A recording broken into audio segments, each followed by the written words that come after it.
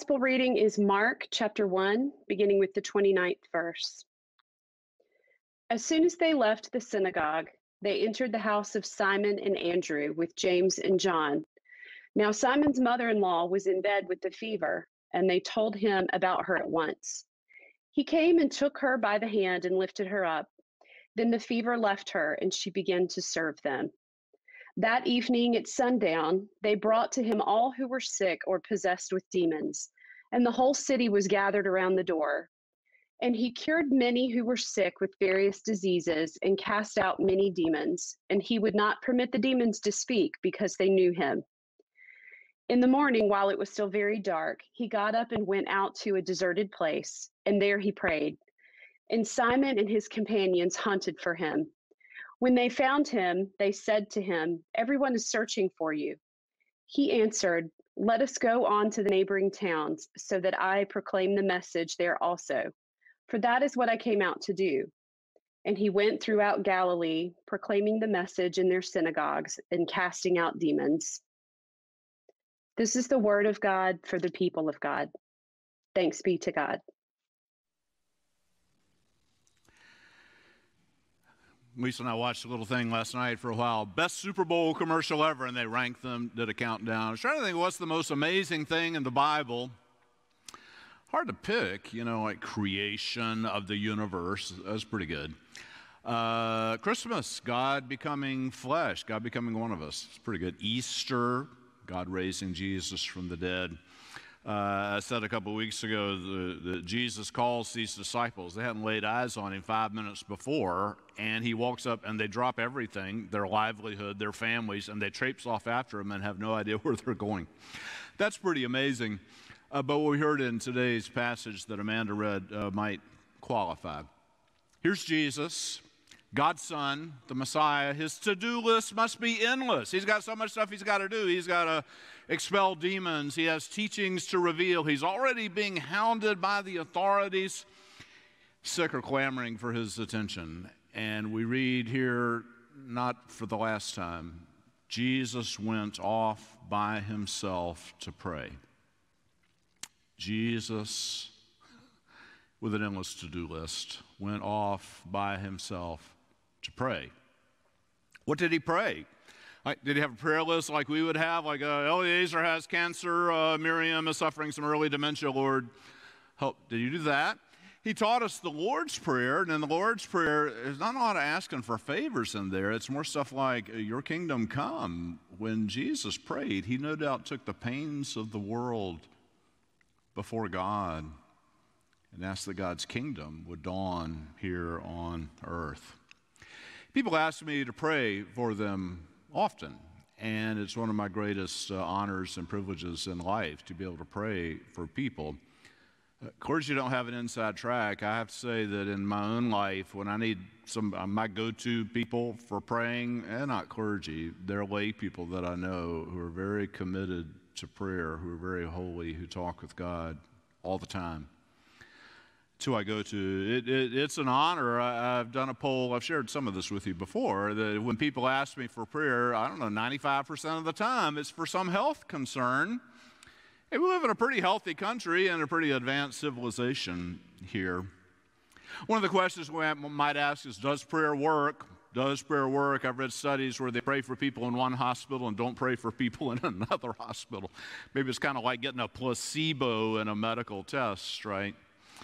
And I had a friend who said if you're in the hospital they didn't pray for, should those people sue the pious for not praying for them if prayer works? And there seem to be little studies that indicate prayer does help marginally in some way. I don't know. Does prayer work? I say asking does prayer work is asking the wrong question. It'd be as if I said to you, my wife Lisa is amazing.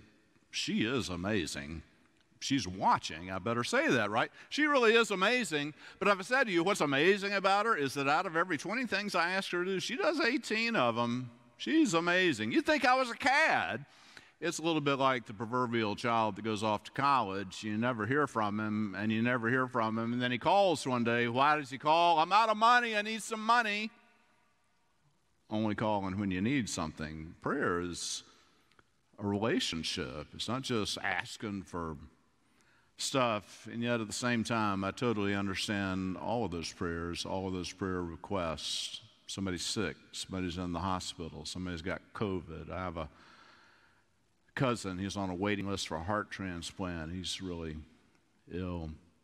Others, right? I totally understand that. We need a power beyond ourselves. We think we can manage in the world, and then you bump up against a wall and you realize, well, I can't manage this at all. I'm not in control like I thought I was. Life is too complex.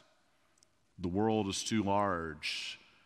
The novelist Isaac Bashevis Singer said, I only pray when I'm in trouble. The problem is I'm in trouble all the time. We're all in trouble all the time. We're too small. The world is too big. I told some of you before the story of Madeleine L'Engle, the great writer. Her husband was named Hugh Franklin, and she tells about he'd experienced some symptoms, and he went to the doctor, and they did a biopsy, and had to wait over a long weekend to find out, is it benign or is it malignant? And she said that whole weekend she just prayed, Lord, don't let it be malignant. Lord, don't let it be malignant. Lord, please, don't let it be malignant. She said she shared that with a friend, and the friend scoffed and said, you can't pray that. They've already done the biopsy. It either is malignant or it isn't. She responded to this by saying, I can't live with that. I think the heart overrides the intellect and insists on praying. If we don't pray according to the needs of our heart, we repress our deepest longing. So I pray as my heart needs to pray. Turned out it was malignant. Turned out her husband died a few months after that. When someone asked her about her prayers, she wrote this: prayer is love, and love is never wasted. Surely my prayers have sustained me and are sustaining me. Perhaps there are unexpected answers to these prayers, answers I may not even be aware of for years, but they are not wasted. They are not lost. I do not know where they have gone, but I believe that God holds them, hands outstretched to receive them like precious pearls. I don't title my sermons, but if I had one for this one, I'd say prayer is love. Jesus goes off by himself to pray, but he's not alone at all. That's what solitude is. You go off by yourself to discover that I'm not really alone. You could be at a crowded party, well, pre-COVID you could, in a crowded party somewhere and be very lonely indeed, but you can go off by yourself to pray and you discover that you are not alone. I think about Martin Luther King Jr. early in 1957. The Montgomery bus boycott had begun. His home had been firebombed with his wife and daughter in it. He was getting harassing phone calls from the Ku Klux Klan every night. And one night he just couldn't sleep. And about midnight he went down to the kitchen. Lisa and I got to visit that kitchen on our Deep South pilgrimage at the Dexter Avenue Baptist Church parsonage. Very small kitchen, linoleum on the floor, yellow painted walls. And he said he went down there at midnight and he poured himself a cup of coffee and he prayed. He said, Lord, I'm down here trying to do what's right, but I'm weak now. I'm faltering. I'm losing my courage. I'm afraid. I can't let people see me like this because if they see me weak, they'll get weak. But I am at the end of my powers. I have nothing left. He said as he sat in the silence, he heard a voice speak to him. The voice said, Martin Luther, stand up for righteousness. Stand up for justice. Stand up for truth, for I will be with you. King said, I heard the voice of Jesus saying to fight on. He promised never to leave me. No, never alone. No, never alone. It's beautiful. This reaching out to the Lord in a time that we have nothing left, that our courage is gone, that we don't think that we can carry on any longer. And Singer says, I'm in trouble all the time. So that would be all the time. We reach out to the Lord. I think about a beautiful hymn that I love. I heard it recently. Our very dear friend, church member Richard Harrison, died unexpectedly. And still haven't quite shaken that. He's been such a good friend of mine for 30 years. And at his funeral here, a woman, a friend of his, came and sang. She's a friend of his, now she's a friend of ours. Let's hear it now from this singer, Gwen Patterson, from Richard's funeral.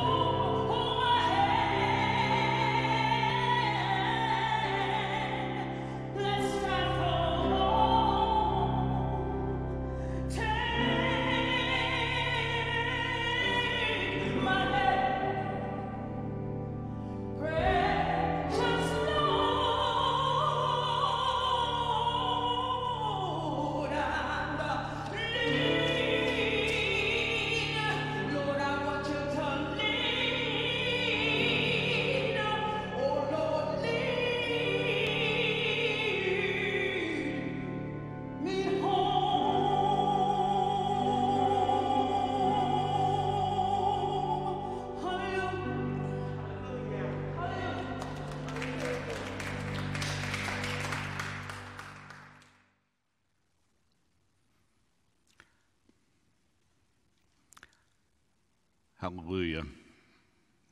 Indeed. Prayer. Precious Lord, take my hand, lead me home. I was thinking the other day about being in high school taking chemistry. I loved chemistry. I was good at it. I had a professor, he was absolutely amazing. His name was Colonel Roberts. I don't know what his name, he was a colonel.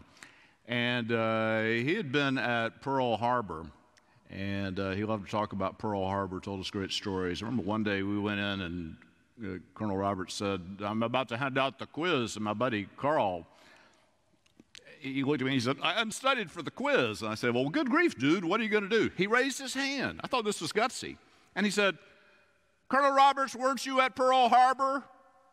And Colonel Roberts put the quiz down, started to tell us stories about the bombing of Pearl Harbor, who we lost, who survived. Clever friend, right? Colonel Roberts taught us, remember when he would talk, behind him on the wall was that periodic table. It shows all the elements, right? Hydrogen, helium, you go down to carbon and oxygen and so on. And I had that thing memorized. I knew the nuclear weight, the number of all of those. I was really good at it. I learned that the way an atom works is in the middle. You have protons and neutrons, and then rotating around them are electrons and oxygen. There are 8 of each, then 8 electrons rotating around, little pictures. I had that down. I was good at it, and I loved it. I went off to college, and I took some advanced chemistry class in college, and the professor, I'll never forget this. His name was Benjamin Gamark. He said, now, when you were in high school, you probably learned that there was a nucleus with protons and neurons, and there were electrons rotating around there. He said, just put that away. He said, that's false. I said, what do you mean that's false? That's the very foundation of science. He said, it's so much more complicated than that. He said, it's time for you guys to grow up in chemistry. I'll never forget he said this. He said, when you're a child, you learn don't cross the street, but you cross the street to get here. When you're a child, you're told, don't talk to strangers, but you probably talked to a stranger just today. So now let me tell you what chemistry really is like. And he explained what the nucleus really is like and how that cloud of electrons is. My mind was blown. He was telling me that the knowledge that I had and treasured, it's not that it was false. It was that you had to understand that before you could understand the real truth about chemistry. And I've thought a lot about that in terms of prayer. It's probably good counsel in terms of just life and your knowledge anyway. You see people, they think they've got the world all figured out, and they got their political ideology, and they know what's wrong with everybody else. And it's like those atoms. It's not that it's false, but it's time to move on to better thinking. It's time to move on toward more deep thinking. With prayer, it's kind of like so many of us, we stay at that kind of little simple model. We're comfortable with that. And God's inviting us to something that's far deeper. Far deeper. Prayer, you see, we miss out on it. We just think, well, somebody's sick. I pray for them to get better. I hope God will help them get better. Doctor's helper. There's nothing wrong with that. I totally understand that. I'm praying for people right now today who are sick. We do that, but you want to grow in prayer beyond that to discover the joy. It's really a relationship. I said Jesus went before God and brought the troubles of the world. I tell you all the time, Bob Pierce, founder of World Vision, said, let your heart be broken by the things that break the heart of God. I have a friend who said that in prayer, sometimes he expresses sympathy to God, right? Like, God, all that you must have to carry, all that must break your heart, Lord, I so feel for you. I want you to know that I love you. I'm with you. I support you. Gratitude.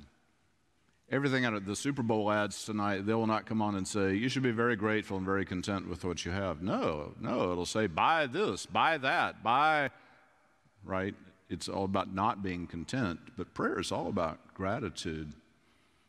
I went on a retreat years ago, a silent retreat, and they had an assignment for a whole afternoon. It said, give thanks to God for what God has done in your life. And I thought, well, that'll take me 5 minutes. Well, I had the whole afternoon to kill, so I had to think about it. God, so much to be grateful for.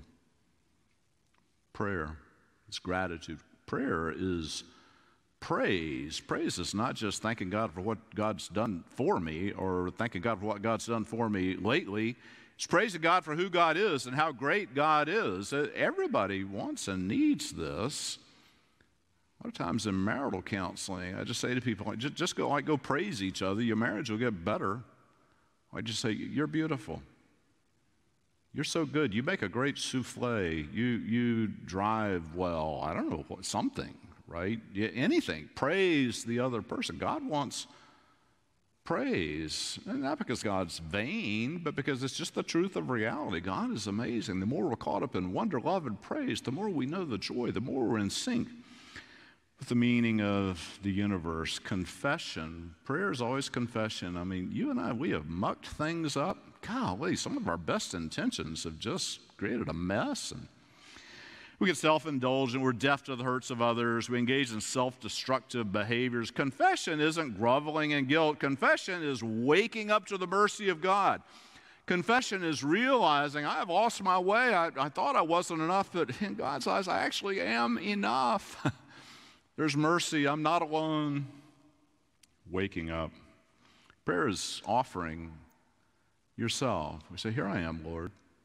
Use me. Take me. Here's what I have, Lord. It's all yours. It's not some percentage is yours. It's all yours. In prayer, I offer myself to you. What would you have me do? What errands can I run for you today, oh Lord? You just ask. Whatever you need, I will do that for you. I think about just togetherness. You know, my son called me at the end of the Duke, North Carolina game. Give me grief. Thanks. Thanks. You used to be a Duke fan growing up. What happened to you? Anyway, he called me. I think about my kids sometime. They're grown. I got to see my daughter yesterday. And I think if I could dial back to when my children were little, I'd give a couple years off the end of my life to be able to do that. And what would I want to do? Would I want to go back and say, did you do your homework? I wouldn't want to do that. We want to go back and, there's all that stuff that you have to do. If I could dial it back, I think what I'd want to do with my children is the moments that I've treasured most with them, and that's when we just together. You're just sitting together, not doing anything in particular. Maybe going down the road, just nobody's talking. You're just going down the road together. I think that's what God longs for from us. It's not, oh Lord, I need a favor now, but I just want to be with you. I just want to be close to you. I love the prayer we have on the sign outside. We've advertised it a lot of places. I mean, prayer is when we say, here I am, Lord. Here you are. Here we are together. Here we go together. It's going to take some practice for you. It takes patience. It's hard sometimes. There's so many distractions. Sometimes you have to just buy time when you can. You take the garbage out, just kind of linger out there. People inside will forget how long it took you to take the garbage out. Get some time. Be with God. Notice, it's what you were made for. It's who you are. It's not really anything else. Jesus went off by himself to pray. And there's no for after that. He just prayed. He just needed to be alone with God, as do we all. Now, what a privilege it is. Thanks be to God.